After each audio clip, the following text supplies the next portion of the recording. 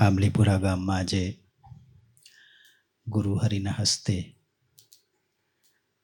આપણને ઠાકોરજીની સમક્ષ બેસીને પ્રાર્થના અને ભજન કરવાનું એક સ્થાન મળ્યું.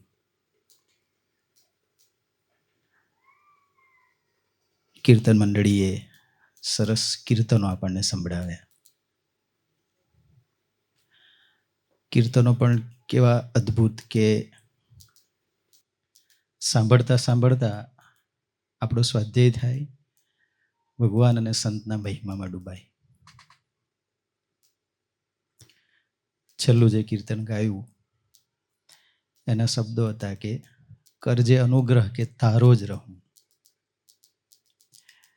ઠાકોરજીનું મંદિર બન્યું, ઠાકોરજીની સમક્ષ આપણે બેસીને બસ આવી જ પ્રાર્થના કર્યા કરવી છે કે એવી કૃપા કરજો કે અમે તમારા થઈને રહીએ. એવી કૃપા કરજો કે તમને જ રાજી કરીએ. ગુરુ હરિપ્રસાદ સ્વામીજી કહેતા કે તમે કયા દિવસે ઠાકોરજી આગળ દિલથી રડીને પ્રાર્થના કરી અને એ મૂર્તિએ ઠાકોરજીએ ન સાંભળી.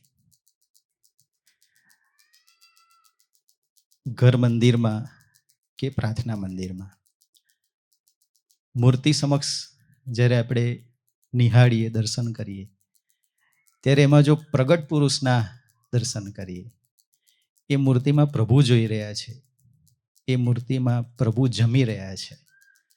જમી રહ્યા છે એવા ભાવથી થાળ કરીએ, સાંભળી રહ્યા છે એવા ભાવથી પ્રાર્થના કરીએ અને વિશ્વાસપૂર્વક ભજન કરીએ તો ચોક્કસ આપણને ઠાકોરજી મોટા પુરુષ એવી અનુભૂતિ કરાવે. ગુરુ હરિપ્રસાદ સ્વામીજીએ અસંખ્ય ભક્તોને, યુવકોને એ પ્રતીતિ કરાવી. માનવ સ્વરૂપે, સંત સ્વરૂપે પ્રભુ આપણી સાથે હોય એવી અનુભૂતિ કરાવી. એ પાષાણની મૂર્તિ નથી કે પથ્થરની કે કાષ્ઠની લાકડાની મૂર્તિ નથી કે કટાઉટ મૂર્તિ નથી. એમાં સાક્ષાત પ્રગટ પુરુષ બિરાજમાન છે. એવી ભાવનાથી જો આપણે દર્શન કરીએ, પ્રાર્થના કરીએ તો ચોક્કસ આપણને અનુભૂતિ થાય જ. સનાતન સ્વામી છે તો એ એક દિવસ સ્વામીજીની મૂર્તિ પાસે ગયા. અંતરનો જે કંઈ આર્તનાદ હતો એ આર્તનાદપૂર્વક સ્વામીજીની મૂર્તિને ભેટી પડ્યા, પ્રાર્થના કરી કાનમાં. તો સ્વામીજી પ્રગટ થઈ ગયા અને એમને આશ્વાસન આપ્યું, બળ આપ્યું, આનંદમાં લાવી દીધા. તો એવી કોક શ્રદ્ધાથી, એવા કોક વિશ્વાસથી, એવા મહિમાથી જો આપણે ઠાકોરજીની મૂર્તિના દર્શન કરીએ તો ચોક્કસ આપણને એવી અનુભૂતિ થાય. અને આપણી ભૂલકોની યાત્રા, આપણી અક્ષર યાત્રા, આપણને પ્રગટ પુરુષ જે મળ્યા છે એ આપણા આત્માની યાત્રા પ્રભુ સન્મુખ ચલાવવા માટે મળ્યા છે. આપણા દેહને મંદિર બનાવવા માટે અને આપણા ઘરને મંદિર બનાવવા માટે આપણને ગ્રહણ કર્યા છે. અને એટલા માટે ગુણાતીતાનંદ સ્વામીએ પહેલા પ્રકરણની પહેલી વાતમાં લખ્યું કે ભગવાન અને સાધુના મહિમાની વાતો નિરંતર કરવી અને સાંભળવી. જો નિરંતર કર્યા કરીશું, સાંભળ્યા કરીશું તો આપણો જીવ બીજી રીતનો થઈ જશે. ગુણાતીતાનંદ સ્વામી એવું કીધું કે આપણો જીવ બીજી રીતનો થઈ જશે. અત્યારે એક રીતનો છે, એટલે કે જગત પ્રધાન જીવ છે, માયા પ્રધાન જીવ છે. બીજી વાતમાં લખ્યું કે આ જીવ કોટિકલ્પથી મન ધાર્યું કરતો આવ્યો છે.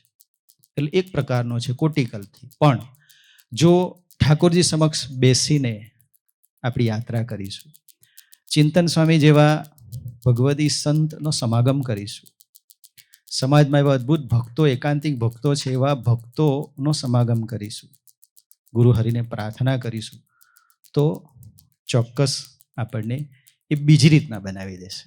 એક રીતના એટલે પ્રારબ્ધ વળગેલું છે, એક રીતના એટલે માયામય છે, એક રીતના એટલે અનંત પ્રકારના વિચારો, અનંત પ્રકારની ચિંતા.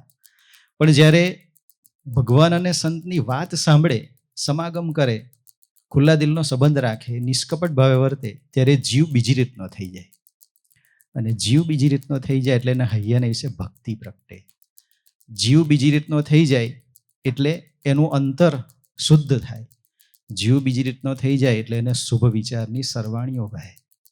અને આપણે એવા થવું છે એટલા માટે સત્સંગ કરીએ છીએ. એટલા માટે ગુરુહરિ કેટલું અથાગ વિચરણ કરે છે. મોરે તો મુમુક્ષુ ભગવાનને ખોળતા, શોધતા, કંઈક સુખ પ્રાપ્ત કરવા માટે જંગલમાં જતા, એક પગે ઊભા રહીને તપશ્ચર્યા કરતા, ઉપવાસ કરતા મોરે પહેલા, જ્યારે આજ તો ભગવાન મુમુક્ષુને ખોળે છે, એ શોધે છે, એ ગરજ રાખે છે. અંજારમાં એક દીકરો ઘણા સમયથી સભામાં નહોતો આવતો.